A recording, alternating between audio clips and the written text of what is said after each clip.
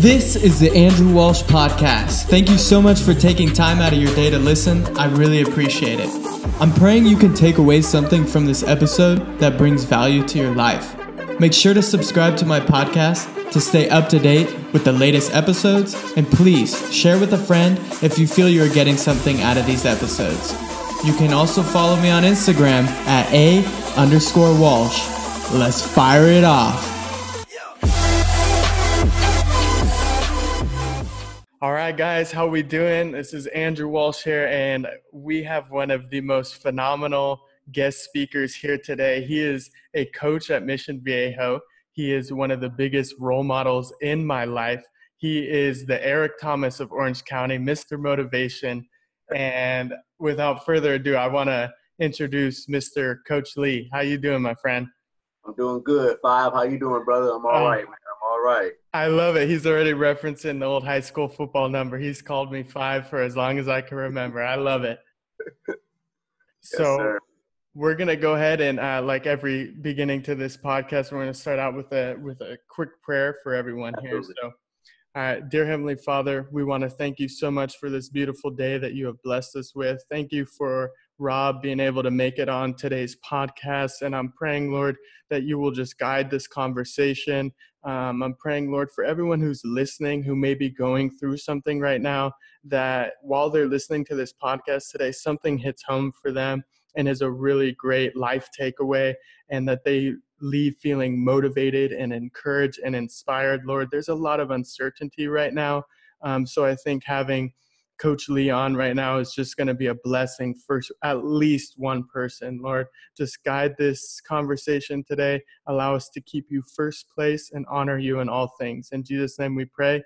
Amen. Amen. Amen. So I kind of want to get going right away. I have just the funniest story. And I think anytime I think of you, you've just been like the best trainer I've ever had in my life. So do you remember this? You were training me, and I was doing probably like 6 exercises. It was squats, and I go to bench press, shoulder press. Then you'd have me go out on the track at Trabuco Hills and run a lap, and then come back in. And then I would do 6 more exercises, and you're like, all right, go run a lap. So, I mean, I'm just like mindless at this point. I'm like, you just tell me what to do, and I'll do it. And then I run another lap. And then I'm like, oh my gosh, I've ran a mile. And you're like, all right, let's go do another one. And I'm like, okay, I've done a 1.5 miles plus 6 exercises in between. We do the next 6 exercises. I've run 2 miles, and I'm finally like, dude, coach, like my knees are buckling. I can't even walk. I'm literally hitting that straight runway of the last 100 of this 2 miles. And I'm like, coach, I'm like done. How much more of this? And you literally looked at me and you're like, honestly, I just wanted to see how hard you would push yourself. You just ran 2 miles and did like 500 reps of squats and bench. And I was just laying on the ground like, damn, you were just going to let me keep going. But that's just who you are, you know? Yeah. It's you know, every client that I've trained, kid, whatever, I always say, the mind is the powerful and most powerful muscle in the body. If you tell your body to do something, it has no option but to do it. Like you can't walk left, but think to yourself, I'm walking right. You're gonna walk left. Like it's impossible for your body and your mind to do 2 separate things. They're all on the same page. When you are an athlete, you are always pushed to the limit, to the edge and over it, to the edge and over it. So I've always had a philosophy of, okay, if I'm a trainer, I got to train guys as if they're playing their specific sport. Yeah. You know, so a football guy, you know, football player, I'm a football player, play football, high school, college, you know, it's like, it's all about pushing within the confines of it. You don't push just to go push. You don't push a sled just to push a sled. You push a sled, you have, you know, an end goal. The end goal is to push the sled 5 yards. Okay, cool. All right, do it again. Push the sled 5 yards. Okay, do it again. So that actually correlates to your football. If you're an offensive lineman, I'm trying to push this guy back 5 yards. If I'm a D lineman, I'm trying to push back into the O lineman 5 yards. I'm trying to push 5 yards. I'm trying to push within those 5 yards. But you don't train that way. You won't do that on a field. You can't say I'm gonna push 5 yards and all you ever done was push 3 yards because Yeah. your body has never pushed the extra 2 yards. So I force my guys and ladies to push that extra 3 or 4 yards just to see if they can do it. Because at the same time, you gotta find out if you can do it. If Yeah. you don't know you can do it, guess what? You won't do it. You just won't do it. Your mind will say, no, I can't do it. So I always tell people, every time somebody says, do 10 reps, you do 10 reps. I go, what happens at number 8?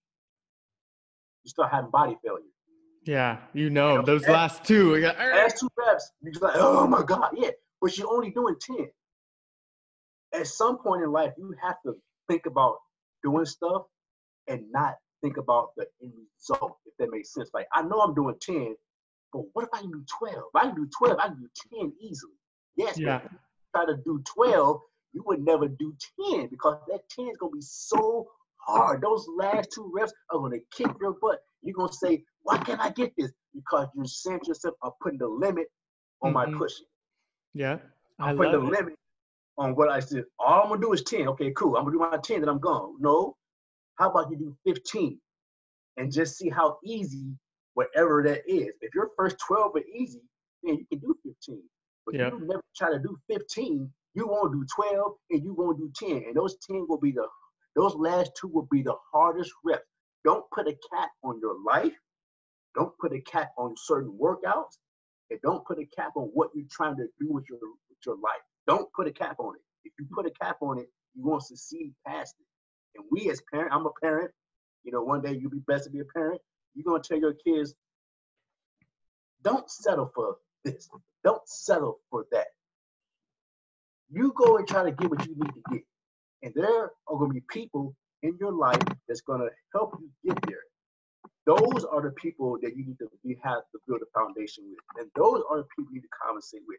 Those are the people that are going to push you past 10. Yeah. Those that want you to stay at 10 will keep you at 10. But those that want to get you past 15 will get you past 15. It's just a matter of not if you want to do it. Because that want is, that want is a struggle. That want, I want to do this. Yeah, but can you do it? We Yeah. all want something. We all want something. I had a client's mom tell me, yeah, he wanted to want it. He wanted to want it. He wanted to want it. All his friends were doing it, so he wanted what their friends were doing. Yeah, but their friends were doing it for 3 years already. You wanted to want that. When you got into the fire, you realized, I don't want this. I don't want this. This is too much. This pushing my mind, pushing my body, my soul, my spirit past limits. It's too much for me. I don't want this no more. I ain't coming back. Okay, fine.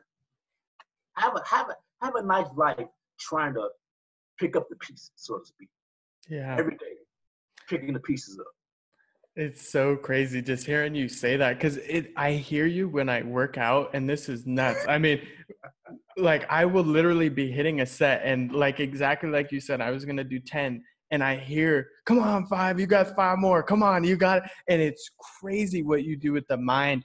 And I think that was probably my favorite part about working out with you is that you develop my character. You help me to become more disciplined as a man and not only push myself in the gym, but that same mindset is what I've used in the real estate business to push myself that, no, I'm not just going to open this amount of deals today. I'm going to open this much because if I fall short, that's still 10 more than what I was going to do, Absolutely. And I think with you, you had the most still do the most creative exercise. You'd be pulling bands. I'm like, oh gosh, what are we gonna do with this? Do you remember the 40-yard dash with the hula hoops? Do you remember that?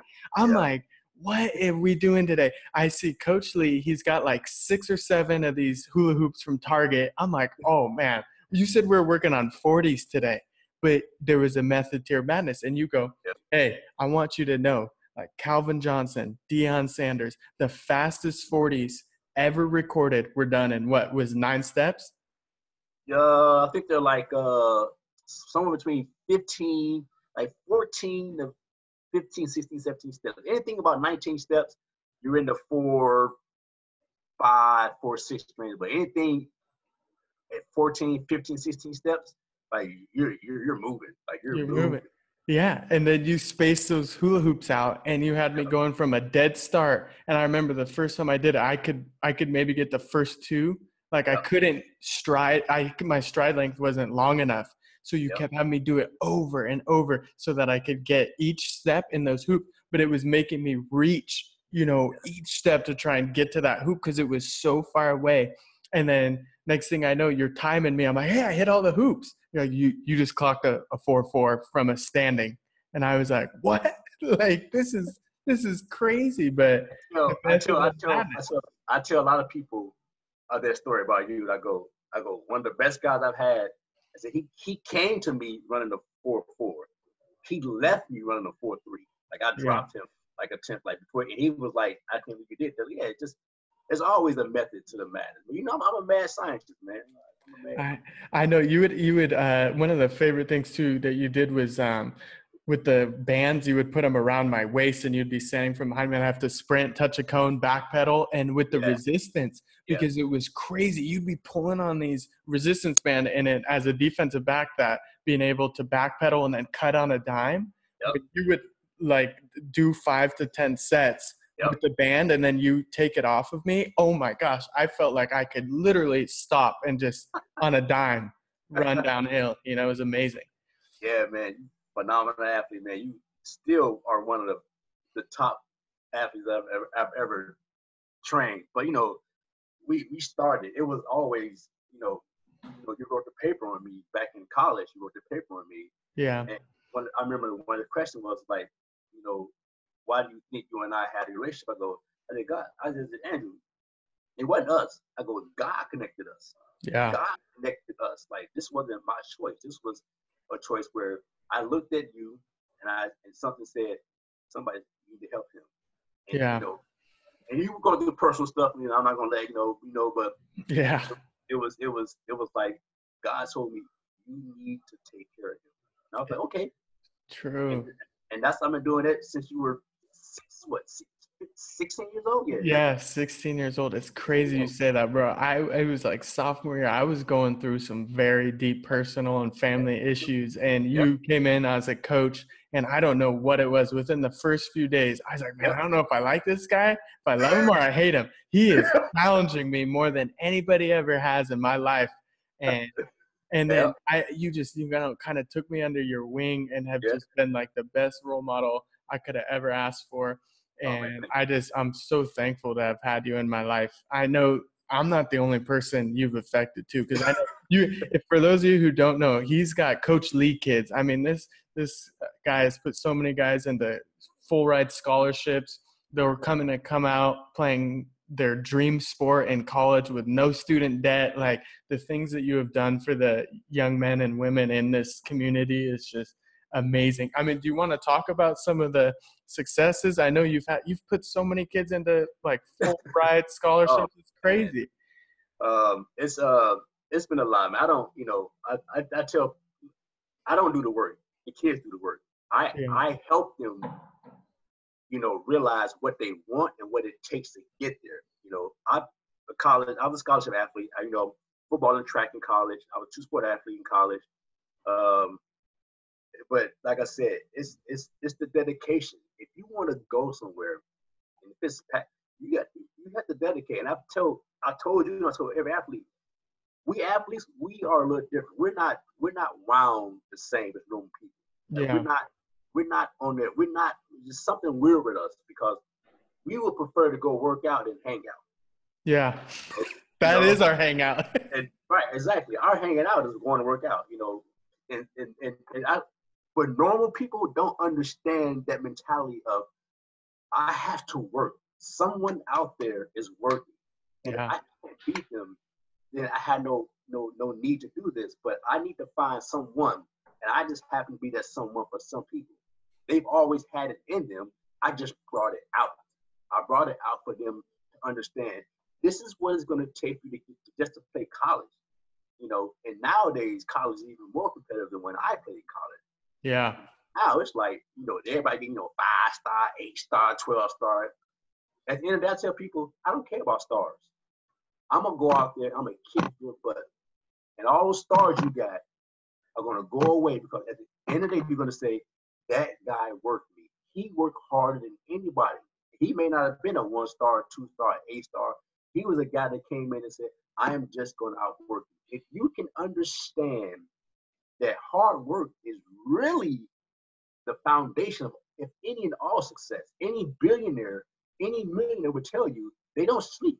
Now, one of the best things about working out is you need to sleep. You get your rest. You can't work out 8 days a week. You need to work out 5 days, get your sleep and rest. Yeah. Let your body heal, let your mind heal, let your spirit heal, and hit it again. But these millionaires and billionaires tell you they don't sleep. They work 7, 8, 9, 10, 11 days in a row. That's not healthy. Yeah. But their success has came off of that. Their success has came off of them grinding and working and putting in that time of going, I can't settle for second place. Yeah. I can't settle for second place. I got too many people dependent on me, whatever, but I can't settle for second place. So as I say now, a lot of people now are okay with mediocrity. They're okay with being mediocrity. You can't be okay with being mediocre. Like, what? Mediocrity? What? Yeah. What? You can't. Why be mediocrity? God does not tell us to be mediocre. Just be all right. Just be 500 and you'll be okay. Why do I want to be 500 for? Yeah. How about me trying to be 900? How about trying to be 1,000? But if you're okay with being mediocrity, and understanding that, a half effort is going to get me this, then that's what's going to happen. I hate to be the bearer of bad news, but you will have a life, like I said, of picking up the pieces. Yep. So you talk about people like Andrew Walsh, like you, Tom Graff, J.B. Torsey, I can go on, Scott Thompson, Elijah Griffin, Chris Mitchell, Sean Gold. I mean, I can go on and on and on and on and on about the kids that I've trained and went on to play college, and they come back to me every summer and say, I want to get better. The JT Land, the Alex Staff. I mean, Alex Staff, think about this.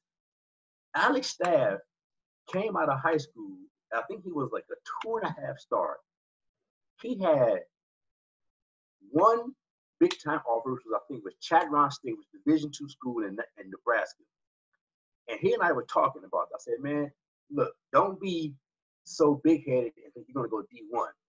Sometimes you got to take a small step to get to the big step. Sometimes you got to go Division II to go Division I. Yeah.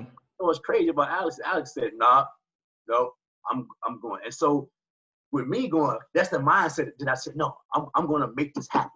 Yeah. I'm not going to settle for second place. I'll make this happen. He gets the call. He literally gets the call from UCLA, I think a week after the Chadron State offer, and says, okay, we got a spot for you to walk on. That dude went and walked on at UCLA and played for freaking 3.5 years at UCLA. Man, it was the best story.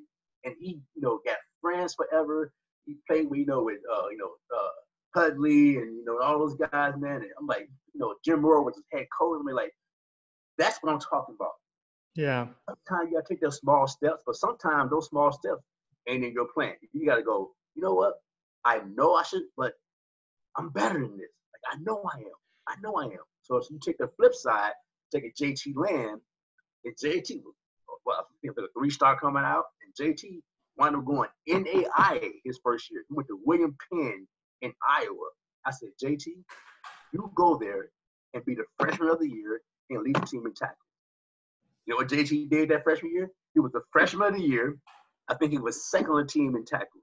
Wound up leaving after that first year and transferred to a Division II school. That's how you do it. Yeah. I love it. I think you're just the motivation and that you instill on these young kids. I think we forget sometimes at 17 and 18 as kids, we think, we're invincible and we can conquer the world. We can do anything. We're untouchable. And I think some of these life lessons that I live today that I realize you instilled at me at 16 and 17, 18 years old, like always being the first one to show up, last one to leave, putting in the work every day, with whether it's working out or just being there for someone. And it's crazy. It's given me success to where I'm at today. And I can look back and be like, man, a lot of this stuff is just from what Coach Lee taught me. And I know you've had a journey yourself, you know, to get here today. And I think for everyone listening, I would love if you could kind of share, because I mean, you're one of the most motivational and inspirational people, but that stems from something, you know, Yeah. you have a past, and if you don't mind kind of just sharing, like, and kind of when you started noticing these gifts that you had, and that you had this mouthpiece to inspire and lead, you know? Well, it started, you know, for those, I'm born and raised Chicago, Illinois. I'm Chi-town till I die. I mean, I'm Chicago all day, every day, twice on Sunday. And so it's one of those things where growing up in Chicago, you really have really one option. But within that option, you have a bunch of subtitles. So the one option is you got to survive. Well, how do you survive in Chicago? You know, how do you survive? You know, the, the, the pimps and you know, the solicitation, the drugs, the drinking, the gangs. How do you survive that? You know, being a kid where all I want to do is just play ball. Like I just want to play ball. I wasn't in that life. You know, I had family that are in it. You know, but I was like, but I just want to play ball. Yeah. So you're going back to that foundation. So the family, my mom, my dad, foundation. And the one thing that was always told to me was you have to prove to people you belong. Even though at one day, at one point, you won't have to prove that no more, but you will always have to prove that you belong. So my mom and dad did that, you know, and my dad just kept telling me, you know, if you want to be good, you have to do the things good now. You can't do the things good later on in your life. You have Yeah. to do it now so that they become habit. It's a habit of doing the right thing, working hard every day. You know, for those of you that don't know, you know, obviously is I'm 49 years old. I've never had a drug. I never smoked. I've never done any alcohol, drinking, smoking, nothing in my life. I've done really just two things. I played ball and just try to be a good person. That was it. Now the Yeah. good thing takes forever because you have life and things happen and ups and downs. But you know, my dad just told me you can never give a person an advantage over you. If you want to play this game of football or just in life, don't give anyone an advantage. Or don't give them the excuse of beating you. You're going to lose and win on your own terms. And some of you guys may say, well, that's kind of selfish. Well, it is. But if I'm going to lose a fight, I'm not going to lose a fight because I was not prepared. I'm Yeah. not going to lose a fight because I was out at 5 in the morning with the fellas. Like I'm not. I'm going to lose the fight because I was prepared. I did what I had to do. And guess what? He was just better than me that day. Cool. And I'm okay with that. I'm not going to lose a fight and Yeah. not put the work in. See, now people got to understand that. You can be selfish, but your selfishness comes from what you want to do with it. So if I'm trying to win a fight, I got to prepare for this fight, which means, guess what? I can't hang out. Guess what? I can't go to this club. Guess what? Sorry, girlfriend. I gotta get my sleep. Like whatever the case may be. So you go and you see that, and now you put people around you that understand, okay, this is what he's about.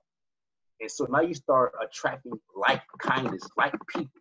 Mm-hmm. Start getting rid of people who don't have the same likeness, who are not on that same path as you. And there's nothing wrong with that. I've lost a lot of friends in my life because of the things they chose to do and the things that I chose not to do.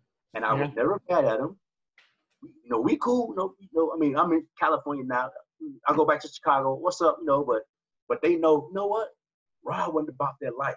He was about this. And our paths were different. He still got my back. I still got his back, but our paths were different. He wasn't about that life. I attracted people that had the same likeness as me. Yeah. That makes sense to those. I attracted people that understood, man, he's working hard. I'm gonna get on his level.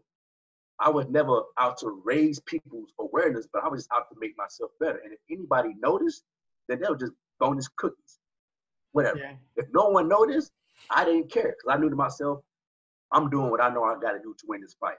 I was, you know, I'm 5'9" now, you know, back, you know, and I was never the tallest, but I was tough, and I refused. And that was the Chicago inner city. Like I said, how did I survive? how do I survive? I can't lose this fight. If I lose this fight, I'm done. So that whole fight or flight instinct has been with me pretty much my whole entire life. I'm Oh either yeah. gonna fight or well, guess what? I ain't running, so shoot, I gotta fight. I just gotta fight. Not Yeah. that I haven't ran, but you gotta choose your battle. But living in Chicago, sometimes you don't have that option to choose your battle. Sometimes the battles choose you. Mm. Sometimes those battles choose you. You have to stand your ground and fight and fight. And that's where it comes from. So I got my mom and dad telling me, Robert, you gotta do right, gotta go do stuff. Then I got my friends that are looking at me going, man, you different. Man, you different. Like, why you always playing football? Like, why you always in the house? Like, why you don't come out? When I come out, it's just, I know there's nothing good after 9 o'clock at night. Like, there's Yeah. nothing good for me. Like, I don't know, I'm sorry. So here I am at 7 and 8 and 9 and 10, 11 and 12 and 13 years old. And all of a sudden at 14, bam, my world crashed. My mom and dad get divorced. And now I'm like, oh, snap. So the backbone I had, the foundation, my mom and dad, has now split. So now I'm Mm. like, so now I'm mad. I'm mad at the world. I'm mad at my mom. I'm mad at my dad. I'm mad at everybody. But the one thing that I had was football. Yeah. So my mom and dad split. My mom moved to the suburbs of Illinois. My dad stayed in the inner city. My dad flat out told me, Robert, go and stay with your mom. I go, nah, Pops, you my pop. You teaching me this. You teaching me how to be a man. Robert, go stay with your mom. No, Dad. No, I'm Robert, go stay with your mom. He kept telling me over and over and over until I realized, like, okay, whatever, Dad. I'll stay with my mom. He was protecting me from the inner city. I've Mm. already grew up. The inner city had already kind of raised me. I already kind of got my foundation. Now it's time to go experience life. Now, this is going to sound kind of crazy, but in my day when I grew up, there was no whites, there was no Asians, there was no Hispanics, it was just black. My grade school was all black. My teachers, administration, the neighborhoods, all black. The only Yeah. white people, anybody outside of my race I saw were either on TV or going downtown Chicago. That was it. Wow. That was it. Now I go out to Oak Park Forest High School where it's 99.9% white. I'm like, oh man, this is not, it's a reality check. Yeah. I'm like, hold on, dude. And so now I come back to this. I gotta prove to them that I can play. Because Yeah. now all those kids played football together. Pop Warner, I didn't have Pop Warner in the library. It was just like, hey, you play in the street, and that was good. They had this Pop Warner, this whole so I start second semester, 8th grade, and I meet a kid named Ernie. He's my best friend to this day. We're playing football. I'm out there putting it on him, Drew. I'm putting it on. I'm intercepting the ball, touchdown. They're like, man, he runs like a deer. I'm like, first of all, I'm a deer. Call me animal, bro. And so, but that Chicago ghetto came. I'm like, deer, man. I ain't no deer. I'm a human. Yeah. So, so I had to realize, oh, you know what? They don't know about me. Okay, cool. I'm gonna make them know about me now. Yeah. Every day we play football, just giving them the business. No one here run me like, man, he's so fast, so fast. And Ernie was the one guy that kept saying, dude, you're the fastest guy in school. Like, I know. Tell me something I don't know. Like, I'm the best player in the school. This is 8th grade, second semester 8th grade. I ain't know nobody. I transferred in January, didn't know nobody. I'm out there going, I'm the best athlete in this whole school right now, hands down. Come get some. Come get Yeah. one. I'm like, so go to high school, and now I'm like, oh my God. Now I have a real big voucher. Go, oh shoot. People, my high school holds 6,000 students. This ain't a small high school. Wow. So I'm like, okay, now I thought I was a big fish. Now I'm a small fish. Yeah. You're a little goldfish now. Yeah. Oh, I'm like little Nemo. I'm like, I gotta find out what's going on. So crazy thing is, now I try for freshman football. If people don't know this, my freshman year of football was my first year putting on pads. I did not know how to put pads in my uniform. I had my second best friend, JoJo, tell me, I'm gonna help you out. JoJo put my pads in for me. Once he did that, over. Life was over. I'm like, I got this now. I got this. Now it's just playing football. What I didn't know is how to hit. You know, I mean, I ain't played Pop Warner football growing up. I didn't have that where I grew up. I didn't know how to hit. proper form technique, understanding how to like what's cover 3, what's cover 2. Like I don't know what this stuff is. I just go man to man, lock you up, bro. That's what I Yeah. do. He ain't getting the ball. So when the coaches realize, you know what, he's really good. He is athletic, but he's only good at man to man. Well, that's all I do. I'm from the hood. I don't know about no zone. Yeah. You know what I'm saying? It's like beating. I'm going to the fence. I got you. But all of a sudden, I started understanding how to read offenses and how to understand defenses, what they do.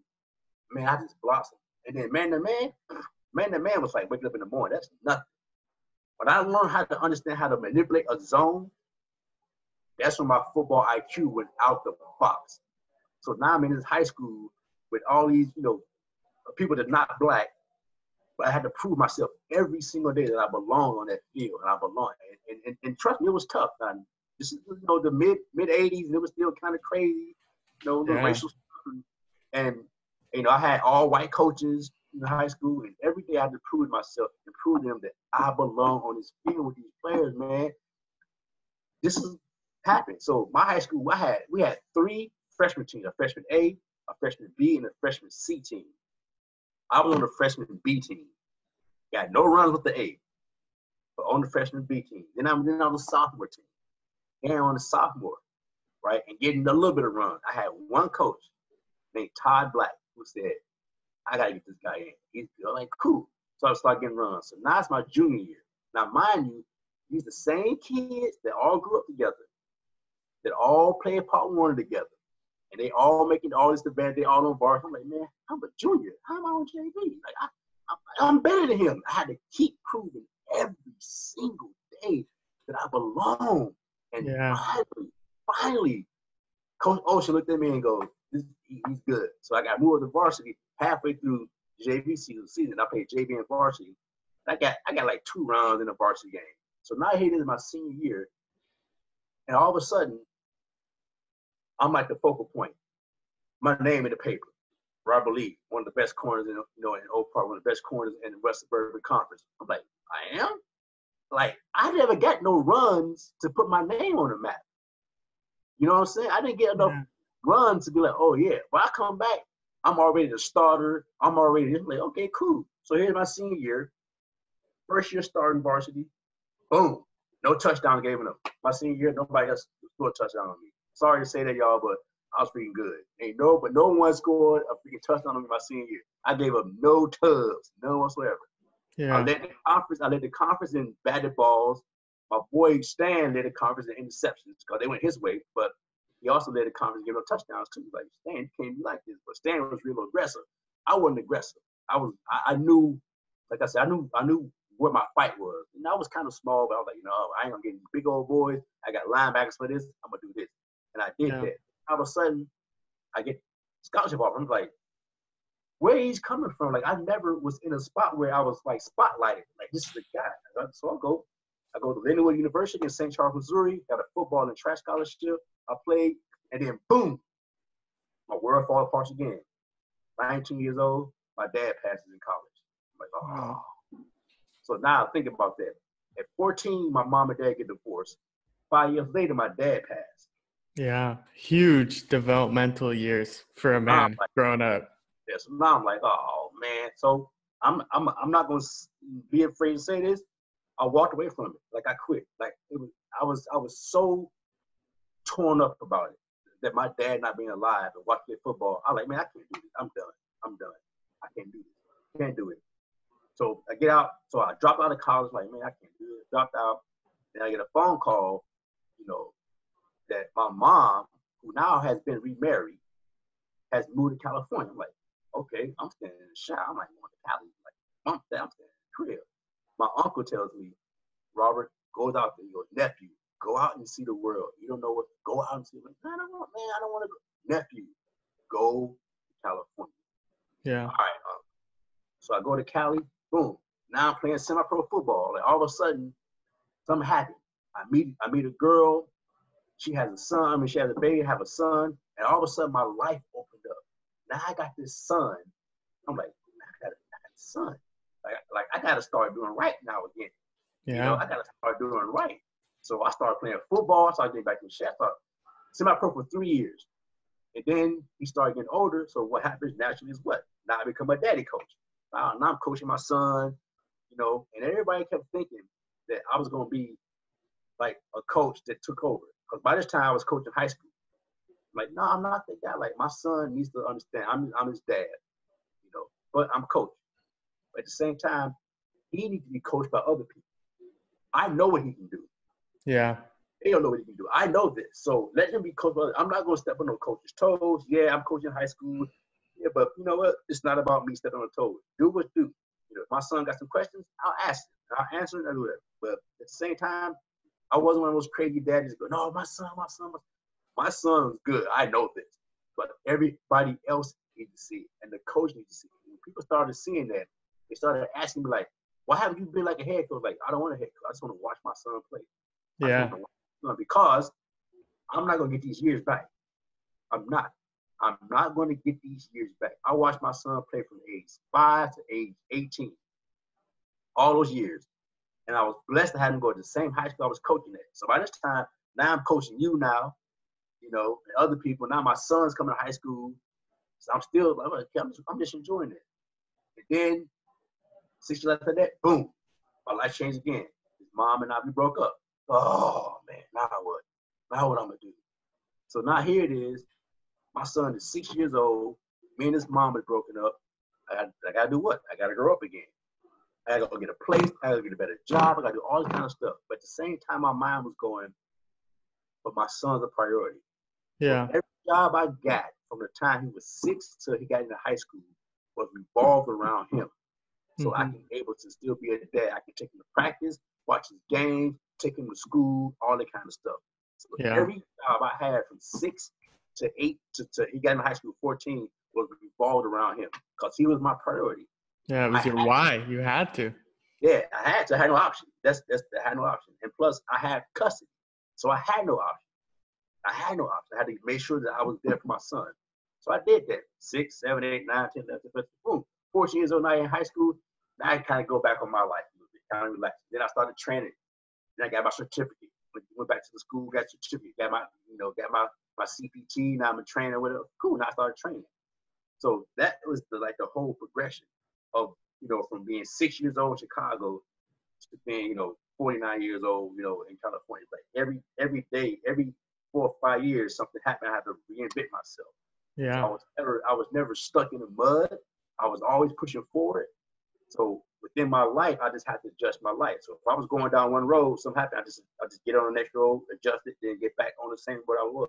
Like I never got off my initial road. I made detour here, detour there, but I never got off my initial road of being a coach and being a trainer. And now that's the stuff, you know, so that's how it is. Yeah, I love it. And I think too, it's crazy. I think God, he'll set up roadblocks on purpose. I think now looking back on my life too, and hearing your story, it's like you maybe would have never gone to California if that didn't happen to your dad at that time. Or like for me, you know, I wouldn't have gone to Cal Poly if it wasn't for you. You know, I mean, there's all these different things, but it's because I was supposed to go there. I was supposed to meet those people. Because then that was going to get me into this career at this point. Because God will close the door just to open another one up. And I know I definitely want to give you a shout out because for as long as I can remember, you would always tell me how hard that was, like back in college when you didn't finish and you were going to get your degree. And you're like, degrees don't have dates. I'm staying there. I'm being there for my son. I'm coaching, and you just got your degree. I just got my degree, yeah, man. Just got your degree. Doesn't have a date on it, does it? No, it don't. It says the same thing. It says the same thing would have said back in 1988. So, you know, yeah. And now I'm actually enrolled to get my master's now. So it's even, you know, more school. I love it, man. So it's great to hear your story. And I think for a lot of people who are listening, they may be able to relate to some things that you've talked about, some of these crazy roadblocks. And I think you've always told me about your faith, just trying to kind of see when you went through these trials, you know, what were some of the things you were praying about and where was your faith at for some of that? Well, so one of the biggest things that I prayed in that time was I just needed guidance. I just kept praying, just guide me. Like, I don't know. It's tough when you have this figure like my dad, who was so inspirational to my life and everything I do and everything I did, and now it's gone. And now I felt like that guidance is gone. So now I'm out. I felt I was in this world just like a fish out of water, just tapping my tail. Like I had no guidance. I wasn't out doing stupid stuff and bad things, but I just had no guidance. I knew what I had to do, but I had no guidance on how to do it. I just kept saying, I just need guidance. I just need somebody to guide me. And you know what's even crazy about that was, even though I had nobody physically guiding me, and I know God was always there, but the one thing that kind of guided me was the birth of my son. When my son was born and I held him for the first time in my hands, first of all, I cried for 3 days. I cried for 3 days because I'm just like, I can't believe I have this. Something happened. The moment I held my son, my life had meaning and my guidance came back. I love it. Guidance came. It came back like a ton of bricks hit me. And I was like, okay, I gotta do this. And I know it was God speaking to me through my son. I know that. I love it. Because again, I wasn't doing nothing bad. I mean, I was still from the hood. I'm not doing shit, but I wasn't getting in trouble. I wasn't getting arrested and that kind of stuff. But when I held him, all of a sudden, it just went, okay, now let's go. And I was on this path that I've been on since then, and I haven't gotten off that path. It's just been like, man, like, I can't believe this happened. Like, my life literally changed in 2 seconds. From the moment he popped out and they dusted him off and cleaned him up and popped him up and put him in my arms, from the time I held him, my life changed. And it changed for the better, but everything in my life had meaning now. I had structure again. I had my foundation back, and my guidance came back. And that's what happened. My son gave me guidance. I tell him it all the time. I go, Robert, you were my savior. I was in a black hole. I was in a black hole from the time my dad died to the time I held you. I was going through life just going, okay, I'm just going to do this. Yeah, I'm going to do this. Yeah, I'm going to do this. And I was doing it with some type of success. But I was like, yeah, I'm going to do this. Yeah, I'm going to do this. But when I held you, the black hole lifted. And I was like, okay.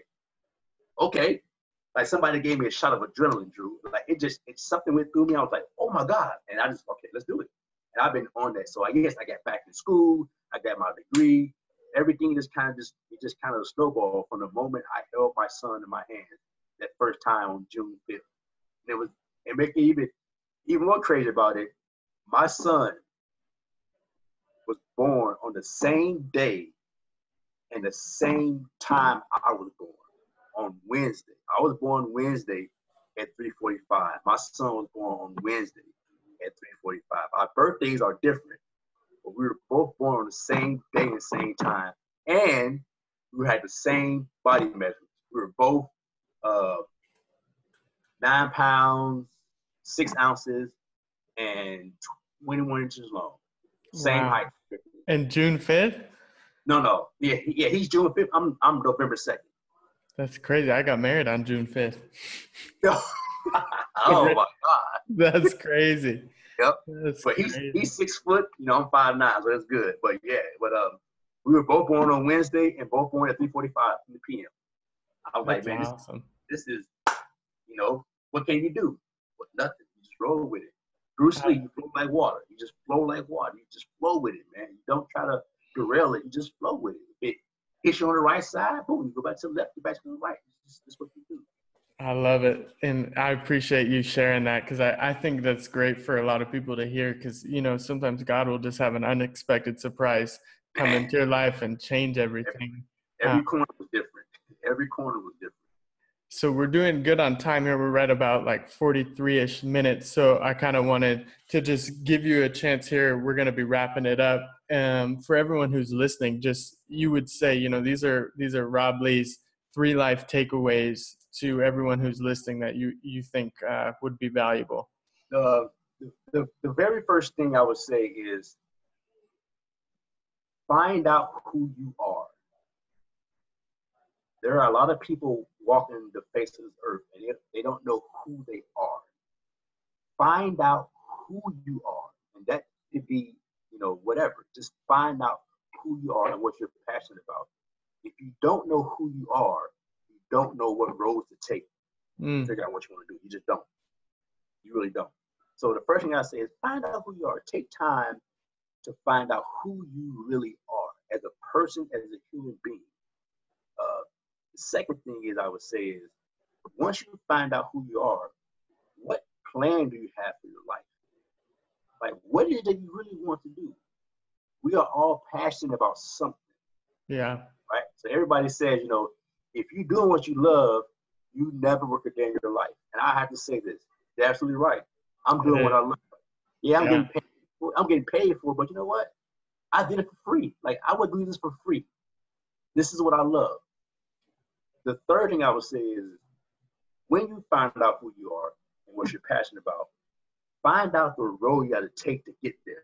That's really the hardest part because the devil, the life, there's so many obstacles to get you off that track. And sometimes you succumb to that. You just go, you know what? I'm tired of it. I'm tired of it. I don't want to do this no more. Now, it took me literally the stretch of 6 years to get my degree. So much has happened in my life in those 6 years, but I never got off that track. Yeah. So it's tough because life always throws you curveballs and fastballs and sliders and knuckleballs, and you just have to adjust to it. And the hardest thing for some people to do, is to adjust to what life has given them. Yeah. It really is. Because when I had a son, my life changed. I had to adjust my life to being a father. Now, that wasn't too much for me to do, but being a father means what? Now that person's life is more important than yours. Yeah. And some people have a problem with putting others first before them. You know, put you before me? No. I'm number one. Yeah, you are still number one, but someone else's life depends on what you do.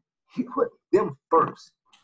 So finding out who you are, finding out what you want to do, and then getting the structure and the guideline to do what you want to do.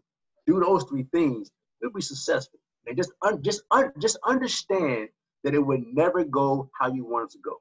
I know we're kids and we have dreams like, oh, I'm gonna do this. And sometimes girls, I'm gonna be 25 years old, be married and have it ain't gonna always go how you want it to go. Yeah, like that expression, expect problems and eat them for breakfast, right? It never will. Because if it was, everybody in this world will be doing what they wanted to do. But it's not. It's Everybody that thing, it's the staying power. Right. Everybody in this world is not doing what they want to do. Some are doing stuff because they have to do it. Yeah. It's a difference. Wanting and having. Man, I gotta do this. I gotta do this. Man, no, but I really want to do this. Well, but what do you have to do? And having to do something sometimes takes precedence of what you want to do. Because having to do something means that someone else is dependent on you. Eventually, your want will come back, but you have responsibilities. Take care of those responsibilities. Your want will never go nowhere because that's who you are. But having to take care of a family and having to take care of kids and having to make sure the rent's paid, that's stuff you have to do. You cannot not do that. You cannot not be a father.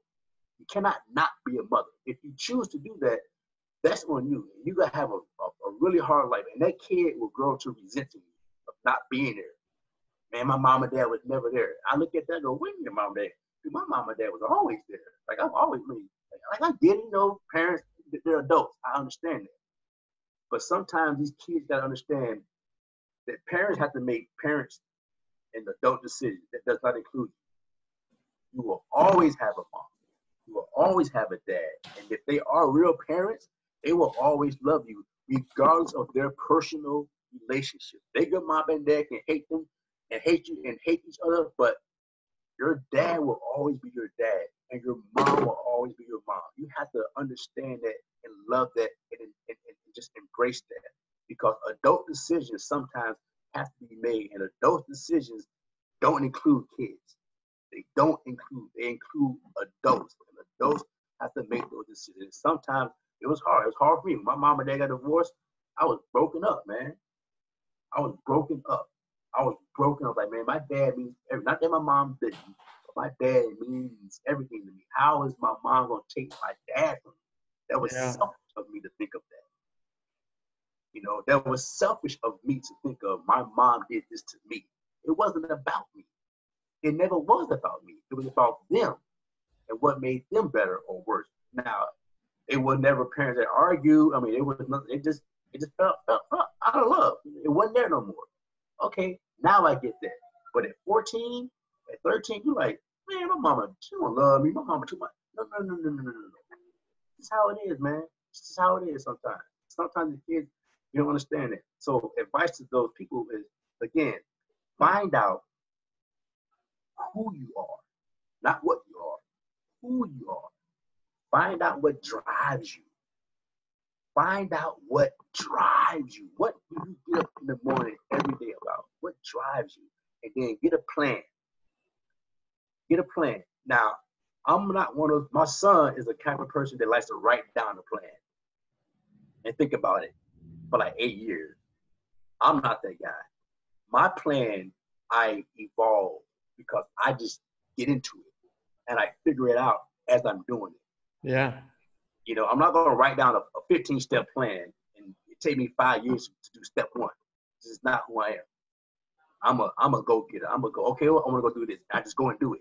And then I start figuring it out as I'm doing it. That's how I learn. Some people, yes, have to write it down, look at it, meditate on it, pray on it, read it over and over and over. I get that. That's not me. If I want to go do something, I'm just going to go and do it. And then I figure it out as I'm doing it. I like to figure things out as I'm doing it instead of me going, okay, I'm going to figure it out first and do it. Well, you know what? Just because you figured it out don't mean it's going to go that way. You know what I'm saying? Just because you say, just because I feel, oh, I'm going to do this, don't mean it's going to go that way. It just doesn't. And that's one thing I have. Like, no, just get into it and do it.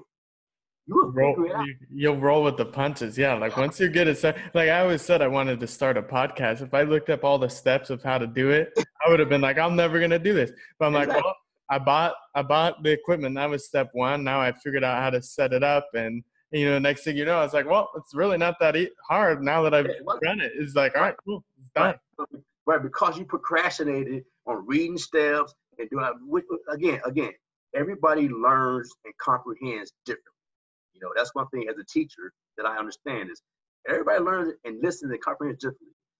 Just because it works for me one way, don't mean it works for the next person. And I understand that. That's why a good teacher understands, okay, what makes this person click? What makes this person comprehend and think and tick? Because I can't say go and do it. And they go, well, I don't know how to do it. And I go, what do you mean you don't know how to do it? Oh, I got to show you how to do it. Oh, you want it in? Okay, cool. I'm going to show you how to do it. I'm going to show you how to do it. Some people are audio learners. I'm going to tell you how to do it. Some are visual, and some are just physical. I'm going to grab you by the throat. Sit, all right, let's go. Sit down, let's go. Let's figure this out. And I'm going to show you how to do it. Yeah. I'm just a guy that's like to go. I'm going to jump into the fire. I'll figure out how to get the flames off me later. But right now, I'm going to jump into this fire. I know I'm going to get burned, but you know what? And just skin. I figure it'll come back. I'm going to figure it out as I go. That's how I am. I see you jumped in. I'm just going to get by it. Yeah, you buy it and go and just figure it out. And again, if you have the right structure and foundation underneath you, those people that have the same likeness as you do on the same path, they will help you with all given, and their heart is so whole about it. They won't ask for anything. They will help you because they go, oh, my man's struggling. I know the answer to this. I'm going to give it to him. That's it. That's it. They will help you. They will help you because they see you doing the same thing they're trying to do, and they understand that he's going to have a problem. Okay, I got it. Don't worry about that. And they will ask for nothing in return except for you keep doing what you're doing. That's all they want. I think that's some great advice from Coach Lee, and you know, you've always meant so much to me, and I just appreciate you coming out on this podcast and just dropping some knowledge and just sharing your story. I know so many people are going to be excited to hear about you. I know because you've touched so many lives, so I think for people to kind of have a way that they can hear more about your story and how you've gotten to where you are today is going to be awesome. So I just want to thank you for coming on to the podcast today. And yeah, thank you guys for listening today. I hope you took something away from what Coach Lee had to say, and we just hope, you keep your spirits high. And I just know, Coach Lee, you're on Instagram too, right? If they want to follow you, what's your Instagram handle on that? So the tag is MD, the letter V like Victor, _coach_Lee. That's it. MD_coach_Lee. Yeah, and I'll definitely tag him in the stories and posts too, so you guys can give him a follow and definitely reach out, because I mean, this guy's got a wealth of knowledge. He's very inspirational, and he's the best trainer I've ever worked with in my life. So, we're gonna get it in when it's over, dude. We're gonna get this in. I got some new stuff for you. Believe me. I can't wait, man. I can't wait. I'm doing all these body weight programs. They're great, but I can't wait to get back in the gym with you. I know the feeling. Heck yeah. Well, thank you so much, Coach Lee, and thank you guys for listening. Right on, 5.